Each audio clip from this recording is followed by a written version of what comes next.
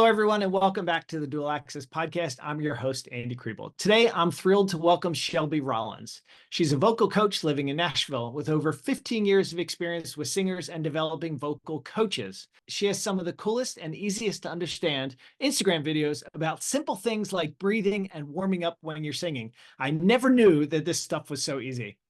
On this episode, we're going to dive deep into how Shelby uses Instagram to run her business, her experience as an entrepreneur, and much more. Thanks for joining me, Shelby. Thanks for having me, Andy. I'm happy to be here. When did you start singing? When you could talk? That's like the common thing that people say. I've been singing since before I was speaking, and I don't have memories of being that little, but I would say definitely when I was a little kid, I do remember when singing became important to me, which to me Okay. is a bit more of an important mile marker. And that would probably have been about 9 years old. So I think I was in the fourth grade, and I just started being around music more in my community and my church. And my older brother, was old enough to be in the church kids choir, and I wasn't. And I was sad. And that was kind of where I started to realize, like, oh, I really love this because I'm very upset that they won't let me sing. I'm too young, you know. Yeah. Are you competitive by chance? I I am. I'm not super, super competitive, but it comes out. I think it gets triggered in certain contexts. Yeah. The sibling rivalry probably doesn't hurt as Yeah, well. that's one of them. That's one of them. Yeah. And then, I guess you've been singing since you were about 9, but now you got into coaching. So when did the coaching part start? And what triggered that? What triggered that? I had moved to New York City after I graduated college, and I moved up there to be a singer-songwriter, artist. That was the route that I was taking, and I was 21 when I moved up to New York. And I didn't know anything about the music industry whatsoever, but I was just doing my best. I'd play in different shows up in the Upper East Side and beg my friends to come every time. And I remember I had a friend who we sang together at church, and she even reached out. She was like, "Can you give me a voice lesson?" And I was like, I mean, sure, whatever, okay. I'd never been approached by that before, but I understood why, because even in college, and then it followed me in New York, I was teaching, but in a group context. I was teaching Mhm. choirs their harmony parts. And I was always getting called upon to do that. I was like the vocal leader of different things. I wasn't really giving technical direction. It was more just, hey, soprano, this is your part. And I'd teach harmonies. So she asked me, and she came over to my house or my apartment, and excuse me, I just taught her a few things that I remember being taught in my own voice lesson experience. And then Mhm. she handed me money afterwards, and I was very surprised. And she was like, "Well, you just gave me a voice lesson, so I'm paying you." And so I was like, "Oh my gosh, maybe I could make money doing this." And when you live in New York, this is like a starving artist, you're constantly looking for side hustles and more opportunities to make a buck. And so I was like, maybe I could do this and make a little more money because I'm poor in New York City. And so I started teaching friends, and then that's kind of where the snowball effect began. Right. And Yeah. then, so yeah, living in New York as a starving artist probably isn't the best place to be living, other than it's a great place for opportunity if you happen to get it, right? So what are Right. the biggest struggles for, um, for somebody like yourself that was new, living in New York, trying to break into the industry? Why is it so difficult? New York is so big, and it does sometimes feel like every significant place of influence in New York has like a gatekeeper. Mm, Um, I didn't feel like it in terms of artistic community that there was a lot of this linking of arms and sharing resources. I felt after we moved to Nashville that that was such a huge contrast to New York City, is that it was so much more communal. It was shared mm, resources. It was, let me help you and then you'll probably want to help me. And in New York, it was a little bit more, probably honestly, a scarcity mentality. And so you don't want to share things because then they could take your resource from you and all of that. And, everybody's locked away in these concrete tall buildings, and it's not as interwoven, you know what I mean? And I think yeah. that's just literally the physical nature of New York City. I mean, I loved living there, but you just assume that the people that could help you are up there in their literal ivory towers and you can't get in. You have to go through gated security and like have an appointment and who's going to want to talk to me. And I tried networking, but I didn't know how. And I felt Mhm. slimy doing it when I lived Mm. there. And so I didn't realize how hard of a hustle it was. I feel like now I could speak so much more to young artists who want to move to New York and encourage them to do things differently than I did. I know so much more about the music industry now as a 40-year-old than I did when I was 21, trying to actually be in the music industry. So, Yeah. Yeah, it sounds like it's a pretty common, not necessarily just in the music industry, but in general, Southerners are much more friendly and open than Northerners are. I'm from Philadelphia, so and I lived in Atlanta for 15 years, so I'm experienced in both. And the yeah, culture is just so significantly different, especially in a place like Nashville. yeah. Nashville is such a friendly city, Mhm. but it's also probably the next best place you could have gone to, right? For in the music Yes. industry. Absolutely. And in fact, when I was graduating, everybody was suggesting I move to Nashville when I graduated college. And I am from Florida, kind of a small beach town in Florida. I ended up moving or went to college at Florida State, and that's in Tallahassee, about 2 hours away from where I grew up. And it's a small town and just a college town, even though it's the capital actually of Florida. And I was so done with suburbia existence. I wanted something super different. And so the Right. cities I was considering were New York and LA. And I had more connections in LA, but something just really drew me to New York. I was like, no, that's where I'm supposed to go. And I loved it. It was totally the right life choice for me. And every time somebody would bring up Nashville, I was like, I don't want to go to Nashville. I don't want to move there. It's too normal. It's too like this. And I just wanted something different. I was this 21-year-old with dreams. So Yeah. Yeah. it's funny because I did obviously end up moving here and I did not anticipate that. Of course, I didn't see anything past get me to New York City. And it was a beautiful, exciting, hilarious adventure in my life that feels like an entire lifetime ago because that was before I had kids. And so it And was a lifetime how'd you ago. end up getting to Nashville then? I met my husband up there in New York. We got Uh-huh. married in 2009, and about 6 months after we got married, we decided to leave. We were kind of over it, done in New York, kind of ready to be closer to family. Put your time He's in. from, yeah, totally. I had been there for almost 5 years. He had been there a little longer than me, but his family had all migrated from Texas to Nashville. And so he had family here. Mm.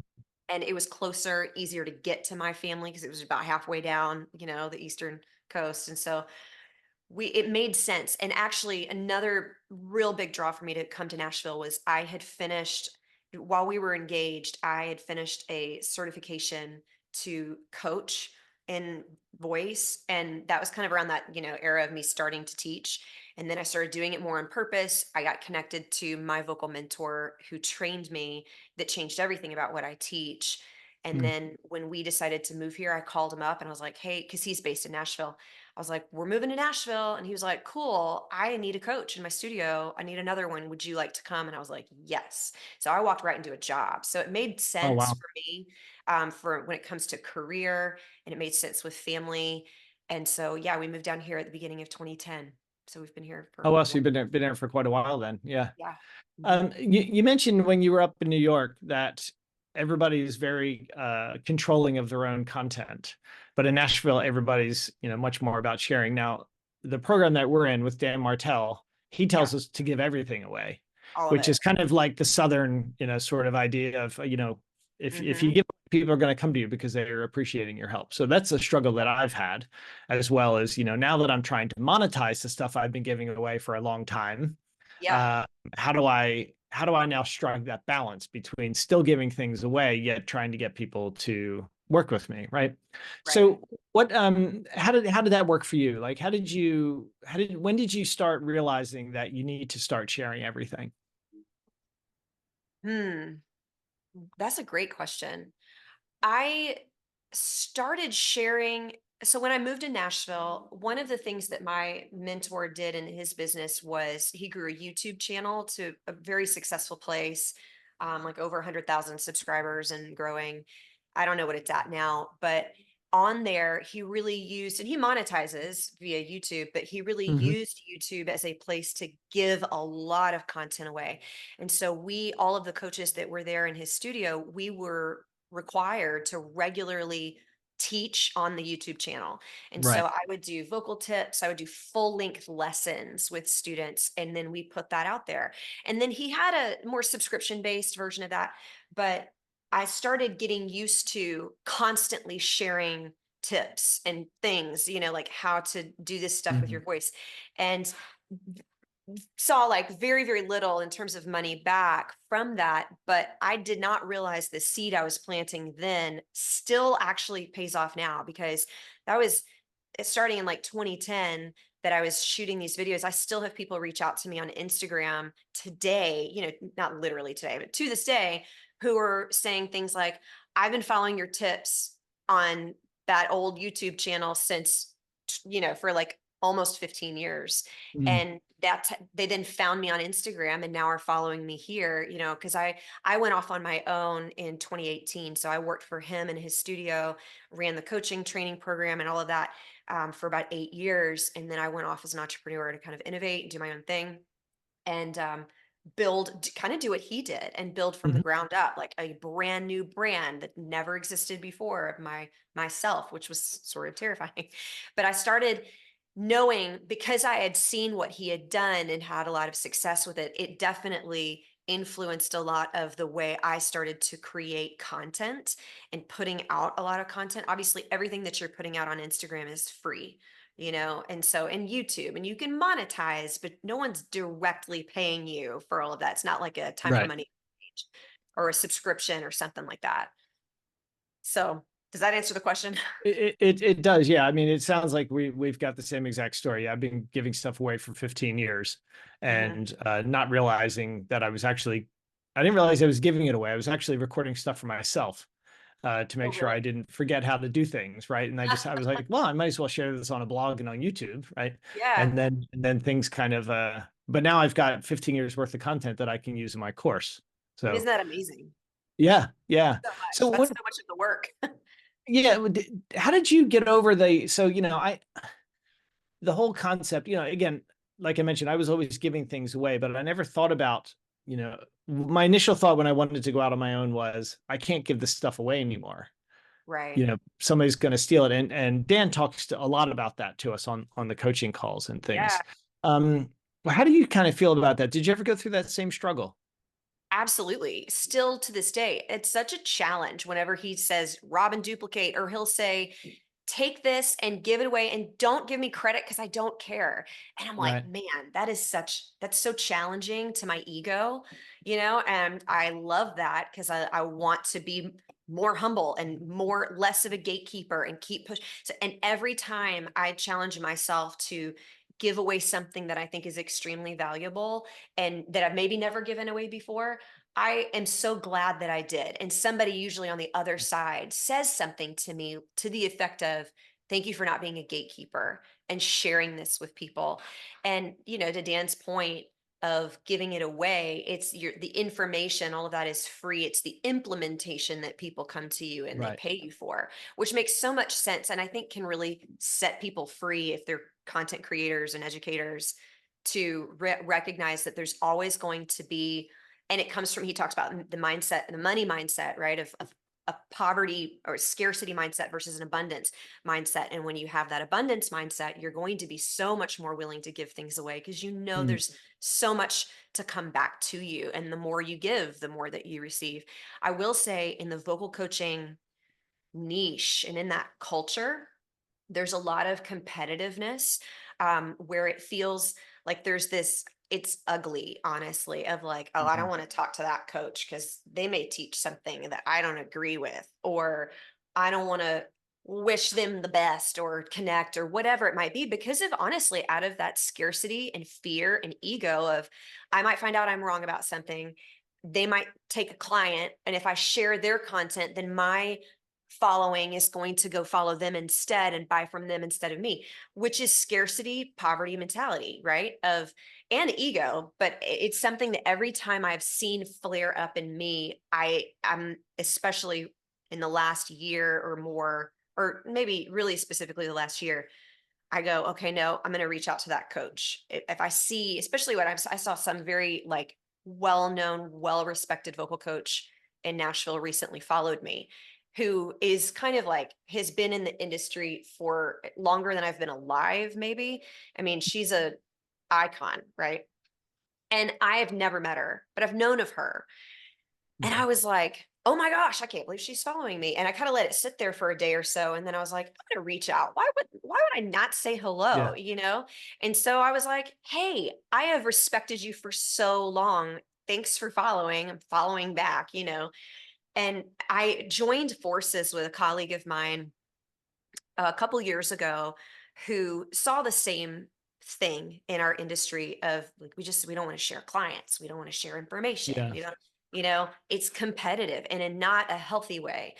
And he created a brand literally around this idea of breaking that mold and making a collective of coaches of different backgrounds. And we had coached alongside of one another at our mentors studio, so we do teach a lot of the same content. But he and we're just good friends, but his whole thing was, no, bring more people into the fold and let's change that narrative of our industry, because it's kind of gross, it's kind of nasty. Like, well, Mm. why shouldn't we be? We're all on the same team, we're all after the same goal for students in theory, right? So why don't we actually take action on that? And so we do stuff together, we're creating more things together, and that's definitely the whole agenda.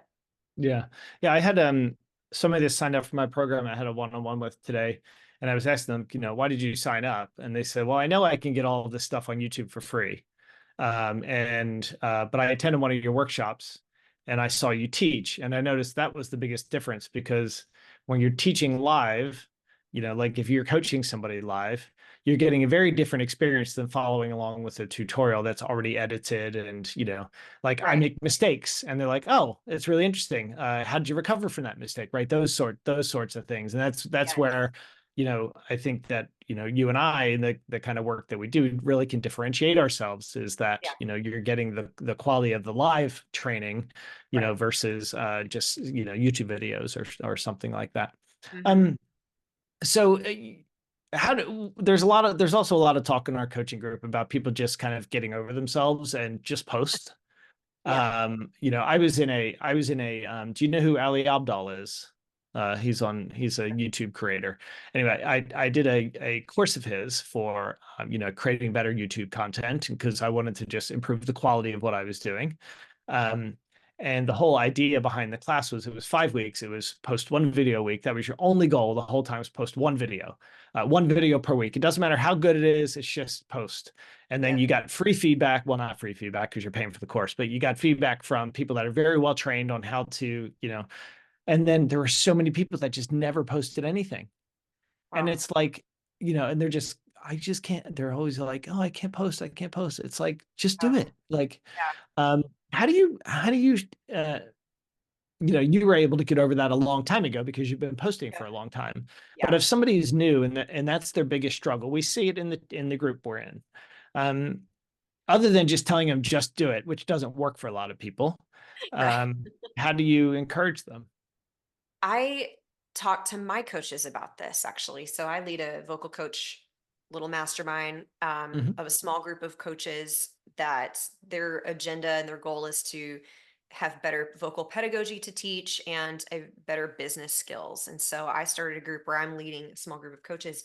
And that's one of the biggest pieces of the business puzzle. Same there. Is encouraging them to post. And some are better at it than others. And it's procrastination, it's perfectionism, which I mean, procrastination is a form of perfectionism, right? But I think that a lot of it is helping them to unpack the real root cause of why they think they can't post. And there's obviously all these self limiting beliefs around that. And there's a lot of fear and judgment and all of that. Nobody wants to put anything out there that kind of sucks, right? Everybody wants to Everybody's stuff sucks when they first start. Everybody's, and it's so true. And I use this analogy with them as I'm like, look, all of you learn to walk. Like you're all walking adults, right? But what if you, as a budding toddler, quit when you fell down the first time and got so discouraged. Oh my gosh, I'm so bad at walking. Thank God our brains weren't able to process information that way when we were Mm. young. But you kept going until you were walking more than falling. And that you have to think of it on those same lines of go a little bit more like to toddlerhood, the way that we learned things more primally, in our humanity, more Mhm. organically, instead of with this lens of everybody's watching. Because the reality is if you're not posting, no one's watching. Right. So you can feel more free to put your bad stuff out there because hardly anyone is going to see it.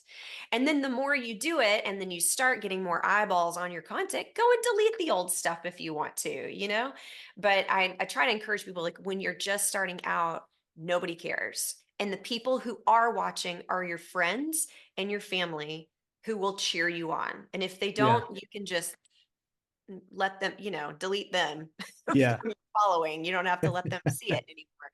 But I think it's hard to say, it's hard not to say, just do it, just get over it, because there's so many more like emotional layers to that. Mm. And I think that's where you have to go with people is like, Yeah. well, what is it that is stopping you? Oh, it's because of, and I had a friend, another coaching colleague that I met on Instagram, and she had posted something one day. I was like, gosh, that's so good. She was like, when singers come to her and they're afraid of, the performance factor, I'm going to be bad or blah, blah, blah. And she was like, is that fact or is that fear? And I think it's a really good identifying question for people. Like, why, once you identify the reason why you think that you're not doing something, then go, okay, is that real? Is that true? Is that Mhm. factual? Or is this fear? And I tell people all the time, lean into the thing you're afraid of.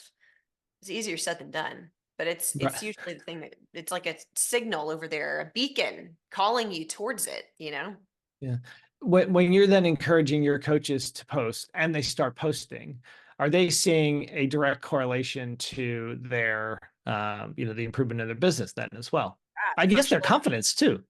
Absolutely. One of them I think is a great example of this. This one coach that I'm working with who was really able to, and this was part of the conversation around posting, is, well, what do I post? That's the Mhm. biggest, I think, one of the number one questions is, what do I say?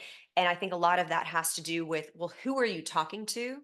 Who is your target audience? Who is your ideal client? Who is the person that you would love to work with the most? Now, talk to that person. And I can't remember if this was from Dan's group or from somewhere else that I had heard that, or maybe both, that the best person you're most qualified to coach is the person you once were. And so Right. this one particular coach really took that idea and ran with it because she struggled with something called muscle tension dysphonia, which is like really, really severe tension in the throat that causes the voice to really not produce sound or produce a very, very strident, scratchy, Mhm. strenuous sound. And it's more complex than your average singer with strain. It's like a disorder in some levels. And she overcame it. She is living proof of getting over that issue. And now she resisted teaching those people at first, but there was fear. Not it was it wasn't lack of desire, it was fear around that. Like, I don't know if I'm qualified. And I'm like, you're the most qualified person I know because you Right. overcame this situation. I'm going to send people to you who have that because that's not my ideal client, right? But it's yours. So once she started honing in on that audience, she started talking to them. And then she started realizing she had so much to say to that audience, especially when you're only making reels that last 30 to 90 seconds. You can't say a lot in a small amount of time. You have to give them little bite sizes.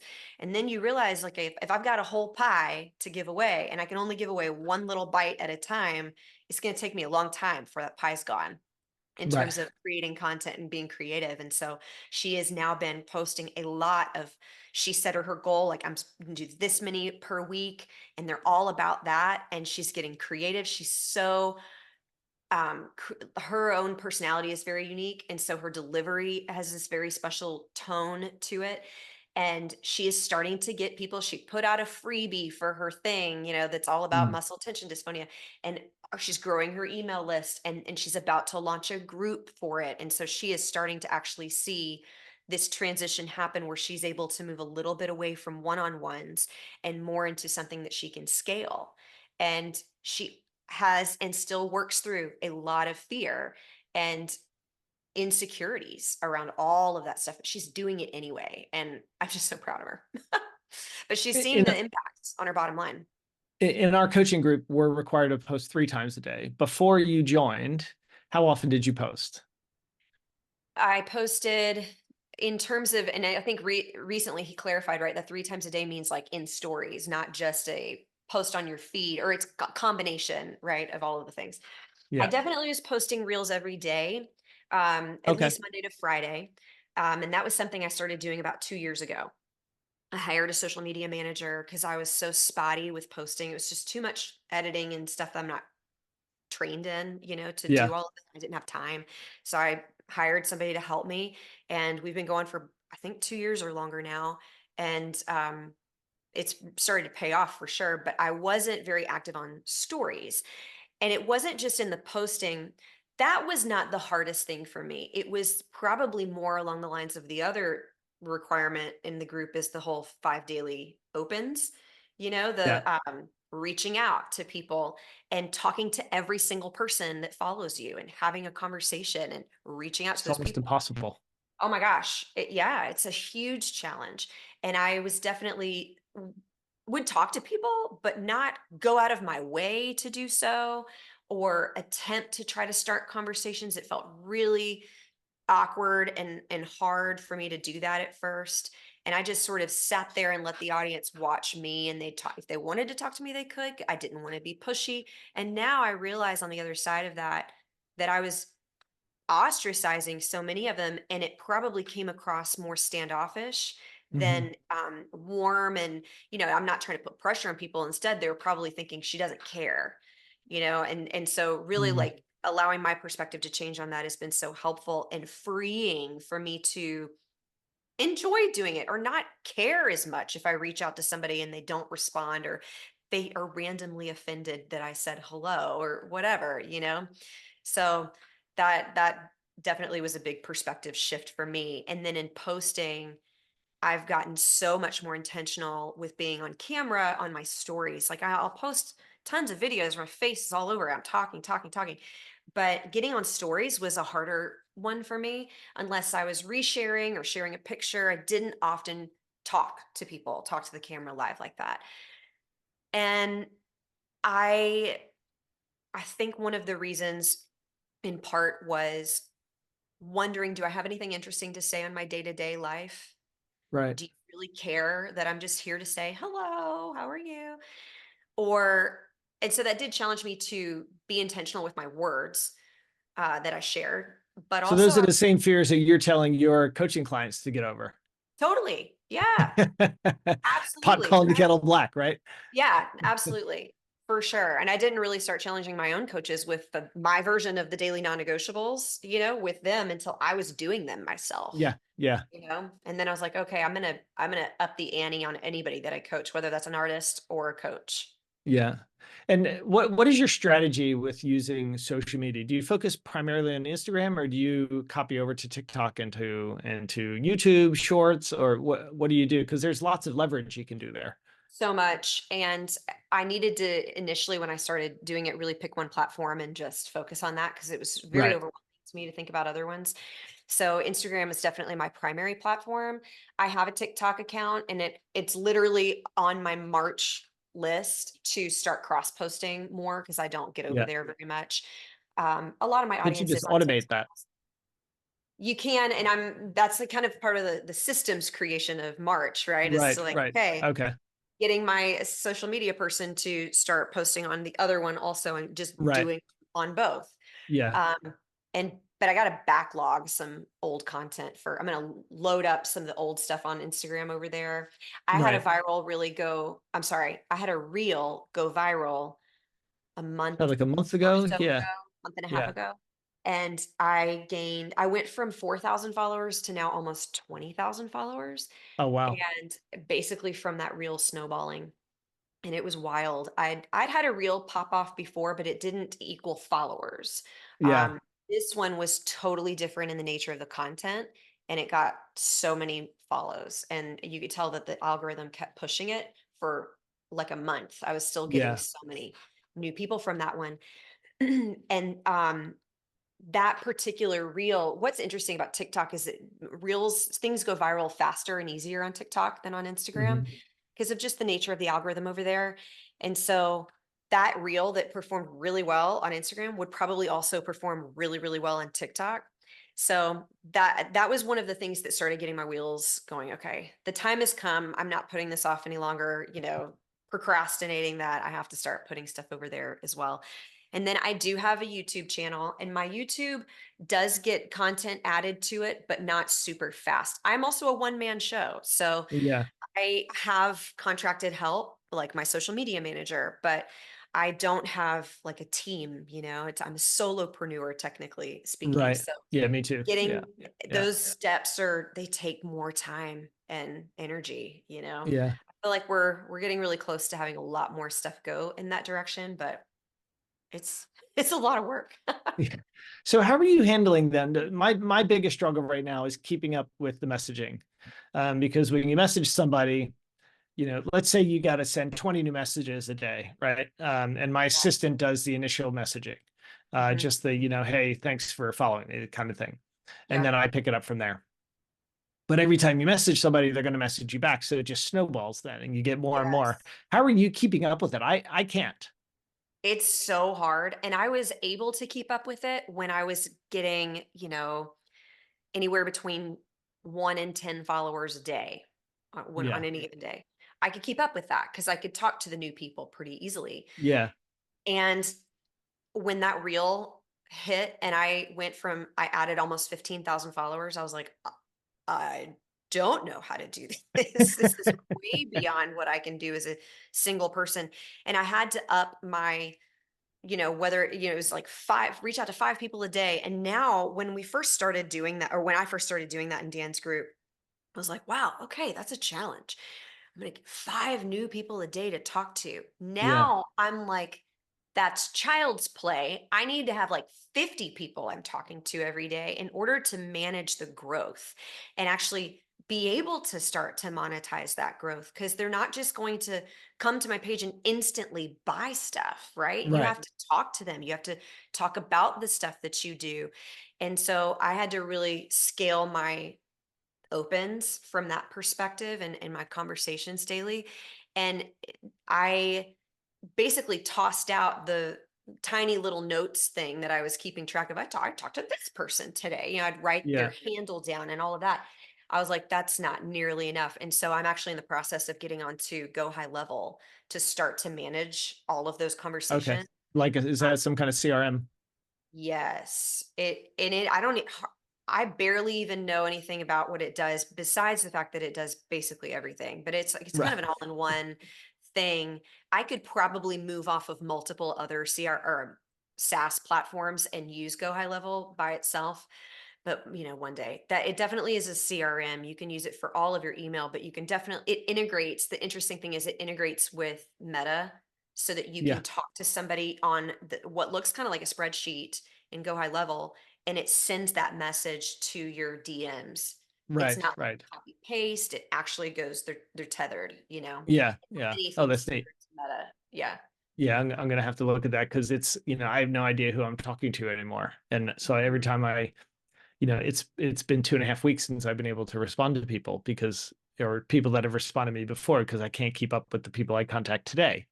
Right. So so then I got to scroll back through the message to remember what we talked about, right? Yep.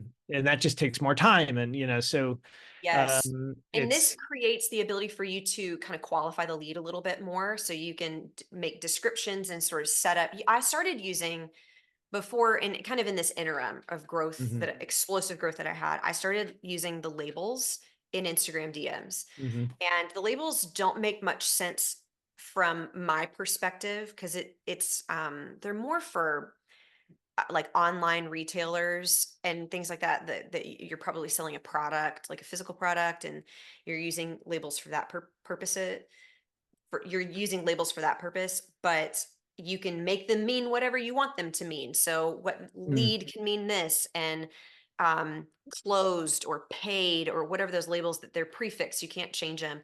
Make them whatever you want them to mean. And then that way it was starting to help me clarify what part of the conversation we were at. Have I made an Right. offer to you yet? Have I figured out what your challenges are so I know what to tell you to do yet? And from that point I could change the label to that point of the conversation, then move on. So that when they Hmm. popped back up, it was a little bit easier for me to manage. But that in and of itself is challenging because you have to remember every time you exit some conversation to change the label. Right. So there's a lot of And that's discipline. another step. Yeah. Yeah. Another step. Well, Yeah. what's been your biggest challenge of taking people from a messaging conversation to a client? I think it's probably in I used to think it was in making the offer. I used to think that the hardest part was selling, presenting an offer because then I'm getting salesy and I don't want to ask for money. And it's, like, don't want Yeah. somebody to think that the only reason I'm talking to them is because I want their money. I want them to know that the reason I'm talking to them is because I want to help them. And I Right. know that what I have created and I've spent a lot of time and energy and my money creating will help them. I know that. I've seen that happen thousands of times from the course of my career. And so, now I realize though that after I've made the offer, if it doesn't close, I can see that the problem lies more in qualifying in the earlier part of the conversation.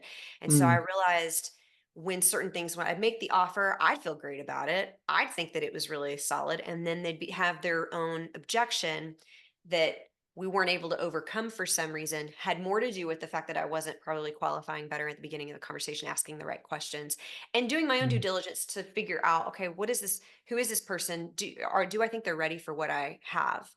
Um, because I'd get to the end and somebody would have, objections. And Dan did say this one time somewhere. He was like, "You haven't even started selling until you reach an objection." Yeah. And, and so you think it's this whole conversation of qualifying, asking questions, making the offer, and then, oh, I did it. Now I just wait for the money. And no, you haven't even started until they say, I don't know if I can do that, and overcoming those objections. That's probably the other piece that I think is really challenging. It's not the Yeah. offer, it's not the pitch, it's qualifying and overcoming objections for Yeah. me. Yeah. I read the book the other day. Anything You Want. Have you ever read that? No, I'll add it to my list. It's really short. It's like 90 pages. It's Oh, it's cool. called Anything You Want. It's by Derek. I don't know if you can see that, by Derek Yeah. Sivers. Hmm. It's about how he ran his business, because he just went from, he created a CD compact disc business. It's super Wow. interesting, and basically he talks about those sorts of things, and it's you'd probably really really enjoy it. Yeah. Um, That out. so one of the when you decide to create content, everybody kind of has their own process. Do metrics of previous content come into play when you decide what to create next? Yes, absolutely. So I think it's taken us a couple of years and a lot of experiments to settle in on pillars of content that really perform well for my audience. Hmm. But even then, they evolve and change. And so I'll do a series, like one pillar can be something I do for maybe, I don't know, 4 weeks or 4 months, but it eventually usually shifts into something else. And when I made the reel that went viral, it has, I don't know, 1.3 million views or something like that now. When I created that reel, I did not really think super intentionally about every step of that, but Right. it was one of those things where I realized after the fact that all of these things that I do all coincided into one reel. So Mm. it ticked like 3 or 4 boxes of why it was so successful.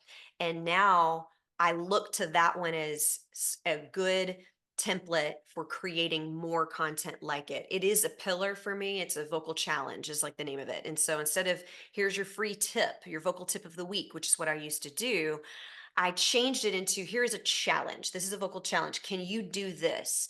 And it put forth something that not only somebody could just do, oh, that'll help me sing better because it's a tip. It's, oh, can I rise to the occasion? And so there was a little bit more of that, I don't know, competitive engagement involved in it. And Yeah. that plus several other things that are good metrics for me all kind of combined into this perfect reel that Thank really you. took off.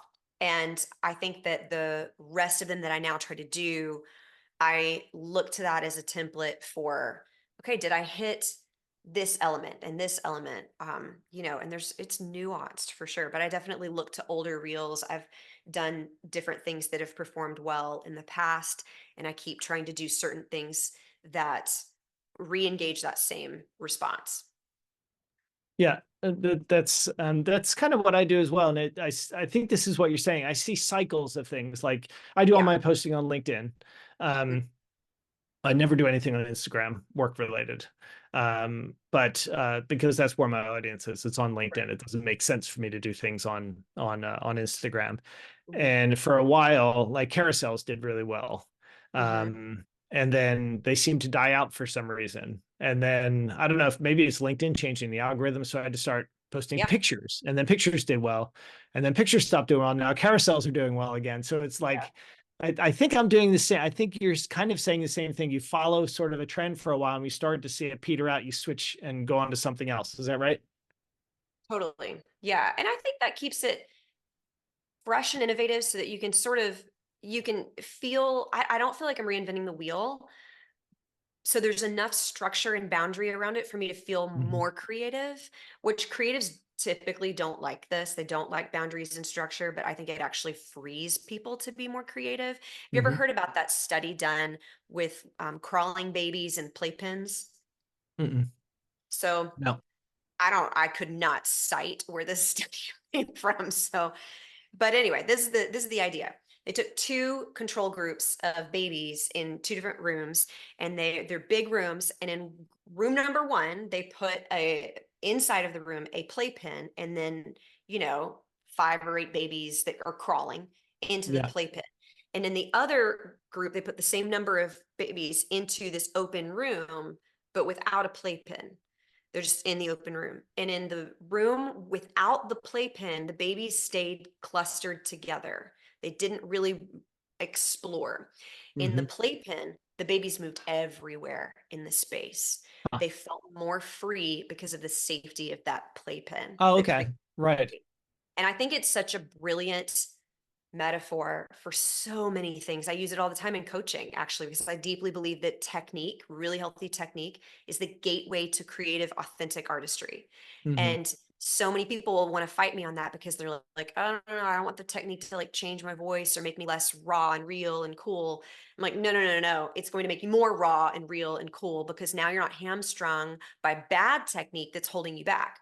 Because if I'm singing with musculature that's tight and really forced and strenuous, because I don't know another better way, then I'm not going to be able to sing the things that are really in my heart or my mind. I'm instead going to sing to the level I think I'm capable of getting away with in that moment, which is really sad. Hmm. And that means that the thing that I really wanted to do, I couldn't do. And in that moment, I am not as authentic as a performer. And Hmm. so if I have my voice totally free to do whatever I want it to do, then I am free to make that choice authentically in the moment on stage. And that's why I very much believe technique is that gateway, but the technique represents that boundary.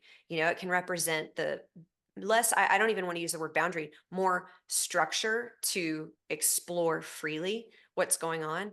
And so I think when it comes to creativity of content creation, if I have a template, a structure that I know works, then I feel way more free to explore ideas inside of that template that could also work really well just like it did before. And often it snowballs into more and more ideas, but when I don't have a clue where to start, I don't have a clue where to start. And it's hard to get that ball rolling. It's hard to get ideas churning because I'm starting from too blank of a canvas, Right. if you will. Yeah. Yeah. What is your 10x vision? Oh, that is such a good question. This is always one of those topics that I like to read on or listen to podcasts on because it was always a struggle for me of long-term vision, the biggest thing of that. And that's my own limiting belief that I'm constantly challenging. But I think because I have seen it and I've seen others do this in my space very successfully, Hmm. I think for me, that 10x vision from a business standpoint is growing a vocal coaching business into more than just training singers, more than just coaching, into something a lot more big in consulting, working with high-end artists and record labels, things like that. But that I can create more seven-figure earnings of something that most people think, oh, that's cute. Do you do that on the side when your kid is napping or something? So many people that are not in my world. I even met somebody recently. She was like, "Oh, I didn't know that that was like a job." I was like, "Okay, I've been doing this for like over 15 years." Or she was like, "Does that mean when I say I'm a vocal coach, they go, does that mean like singing lessons?" And I'm like, "Sure. Right. Yes, sure." Because and I You're don't not love my ideal client. because it looks like you're right, exactly. It sounds like when you say, "Oh, I teach singing lessons," sounds like the kindergarten music teacher who comes in and Right. shakes tambourine. It sounds so small, and vocal coaching is like a terminology that people have not quite caught on to outside of the world of vocal coaching Mm, and development. And I think, and I do, artist development as well. It's not just I'm teaching people how to sing, it's I'm helping people understand how to really find their real voice and develop mhm, that mhm. sound, and like a sound strategist for an artist. So to 10x that is definitely in the form of making more in that seven figure, maybe eight figure category, dream big, And one of the people that I really look up to in my world is one of the top 10 YouTube creators that exists, but she's a vocal coach. And Mm, most people are very surprised to learn that one of the I mean, up there with like Mr. Beast, right. is a vocal coach Mm, out there. And I'm like, anybody can do this. mm, It doesn't matter. And so creating something and allowing my own ideas to take root and to grow. I want to have more coaches under me that I'm training that are doing a lot more of my one-on-one. I want to have products that scale and grow a lot without me. I'm going to create a live coaching channel that's going to be like a live streaming TV channel right. that's coming this year. And so being able to run and operate a business that doesn't need me as much on the one-on-one level is definitely a big part of that dream. Mm, So because I've got kids, so I only teach and I only work when my kids are at school. right. When they're home, almost exclusively, I'm off the clock. I'm in Right. mom mode. And so a lot of that with creating anything that scales is being so much more intentional with my time on the day to Mm, day. Dan said at the end of last year, he was like, if you want to grow, 50% of your calendar has to change. And that mm, really like hit me. And yeah. so I've been pondering that ever since.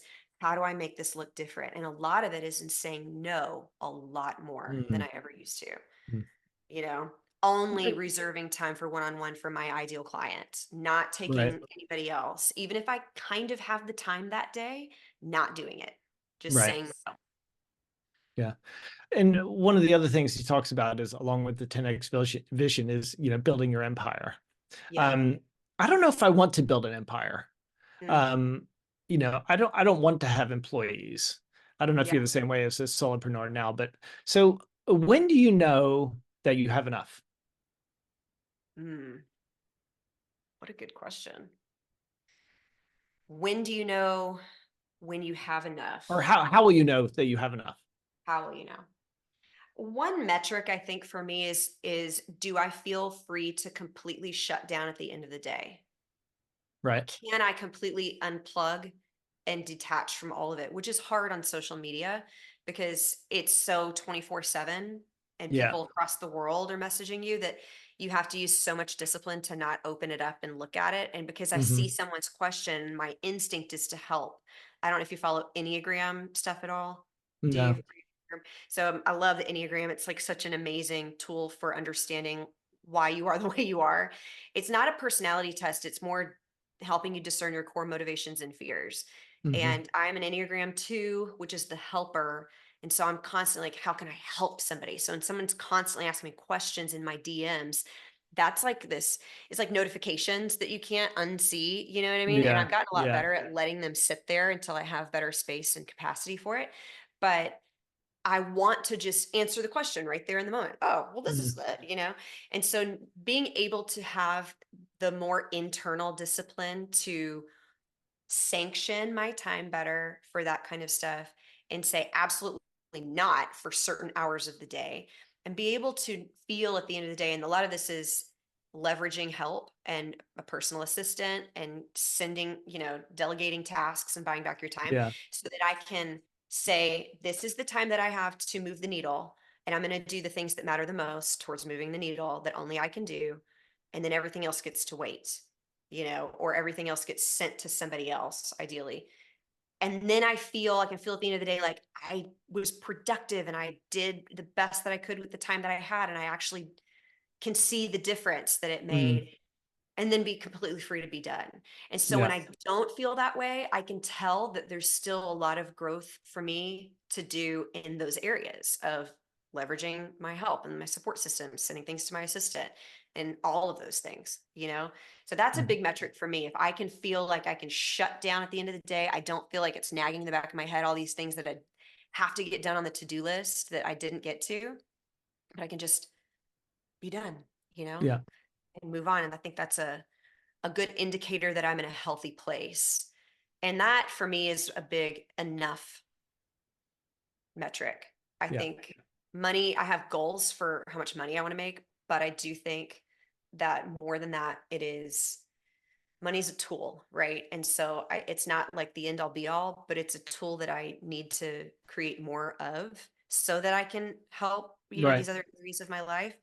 But I think if I feel really, really good about the work that I'm doing, I feel like I'm getting to do regularly the best stuff inside of me comes out every day, and not holding in the background until all these other things get done, and then I can put that best stuff out there. But if I feel like I'm leading with my best stuff, then I'm a better mom, I'm a better wife, uh, I sleep better. I have better energy in general. I'm healthier in physical and in emotional, mental state. That is probably the most indicative trait for me of hitting that mark of enough. I love that question. Great. Well, thank you very much. I appreciate your time. And I will put links in the description to how people can get in touch with you. And thank you very much for your time. You're welcome. Thanks for having me.